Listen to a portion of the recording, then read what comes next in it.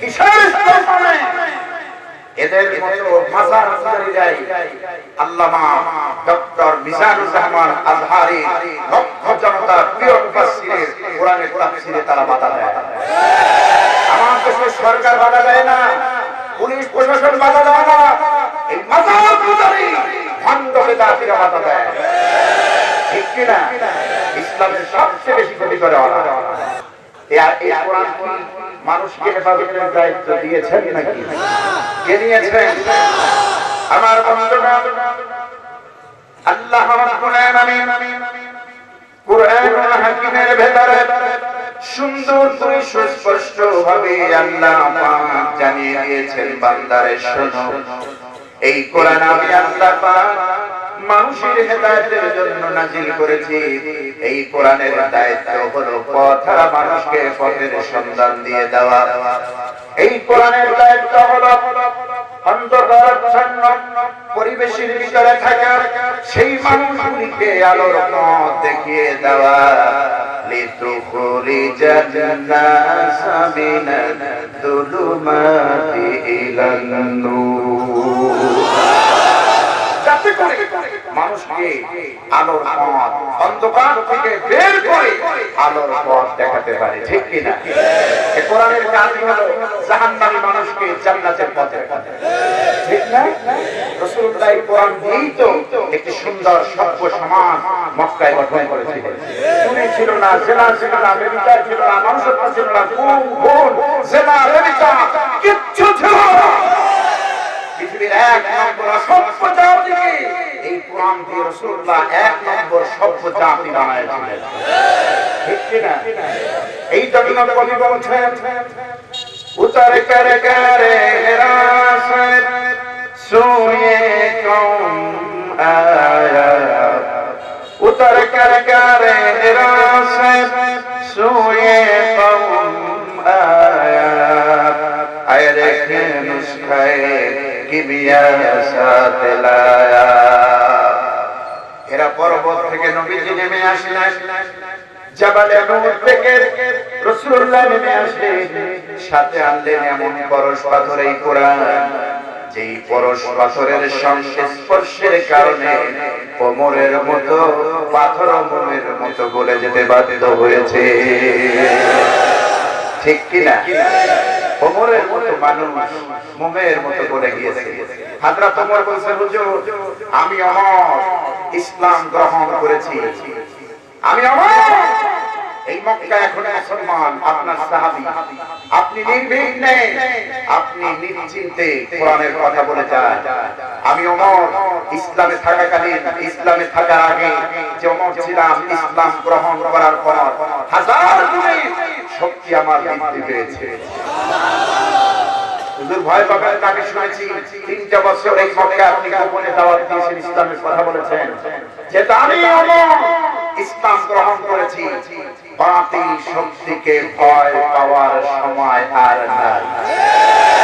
বলেন ঠিক কি না? সুতরাং বাংলাদেশেও এই কোরআনের কথা যারা বলেছে, বিশ্বাস করুন, মানুষকে ভয় করে কোরআনের কথা বলে না। ঠিক কি না? আমরা কোরআনের পক্ষে আছি না?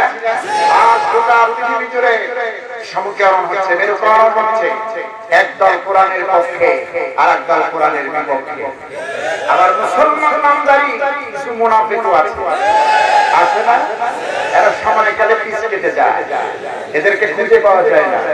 ঠিক কি না? আমার বন্ধুগণ, এই মুসলমান নামধারী মুনাফিকরা ইসলামের সবচাইতে বেশি ক্ষতি করেছে। ঠিক না? আজকে যায় দেখেন মাজারে সেজদা দেয়, এরকম মাজার আছে না নাই? তাহলে মুসলমান হয়ে তুমি মাজারে সেজদা দাও কেন? সেজদা পাবেন কে?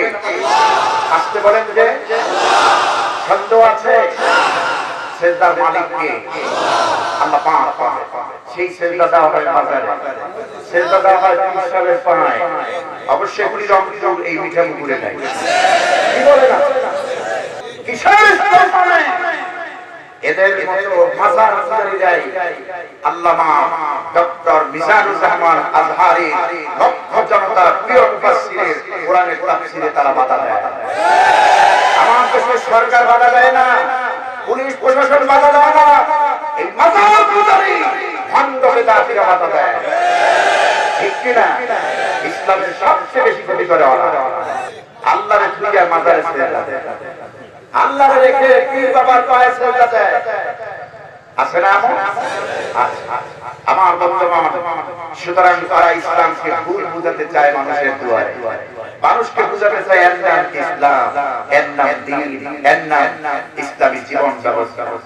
এই কোরআন তো এমন একটি কিতাব, complete code of human life, গোটা মানব জাতির জন্য একটি পূর্ণাঙ্গ সংবিধান, যার মধ্যে নাই এমন কিছুই নাই। ঠিক কি না?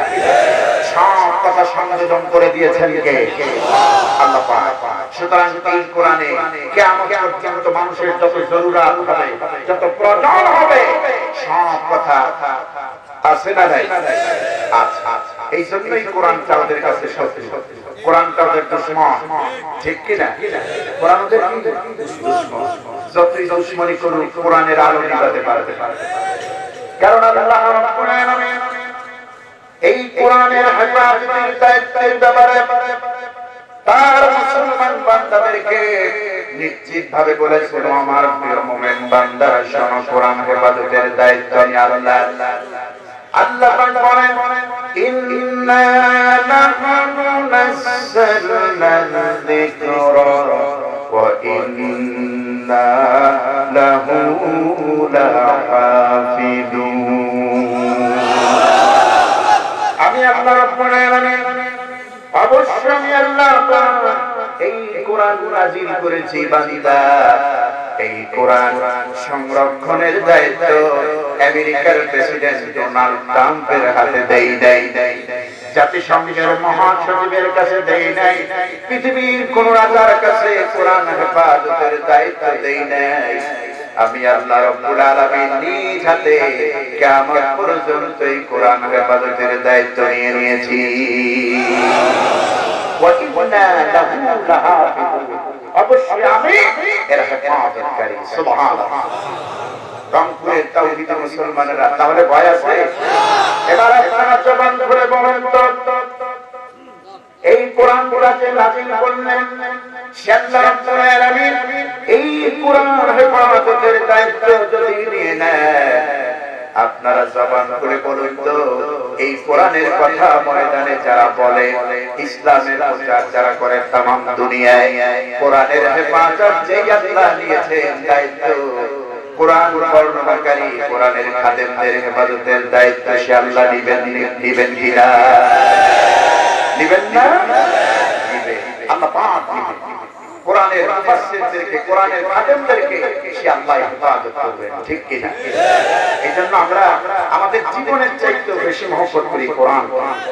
আমাদের হাত, আমাদের হৃদপিণ্ড কোরআন। আমি প্রায় মাঝে বলে থাকি যে আমরা নবীকে দেখি নাই, দেখেছি? সাহাবায়ে কেরাম দেখেছি? দেখি নাই, কিন্তু আমাদের কাছে আছে কোরআন, আল্লাহর কালাম। এই কোরআনে কারীম কিতাবে আযীম, যার সমকক্ষ একটি কিতাব আজ পর্যন্ত আসেনি, অবশ্যই কিয়ামত পর্যন্ত আসবেও না। এই কোরআন সমস্ত রীতির মহারীতি, সমস্ত রীতির মহারীতি, সমস্ত বিধানের মহাবিধান কোরআনুল কারীম। এই কোরআন মানলেই সফলতা, কোরআন মানলেই সফলতা, দুনিয়ায় না, শুধু দুনিয়ায় না, আখিরাতেও। ঠিক কি না? আল্লাহ রাব্বুল আলামিন বলেন, فمن تبع هدايا فلا خوف عليهم ولا هم يحزنون।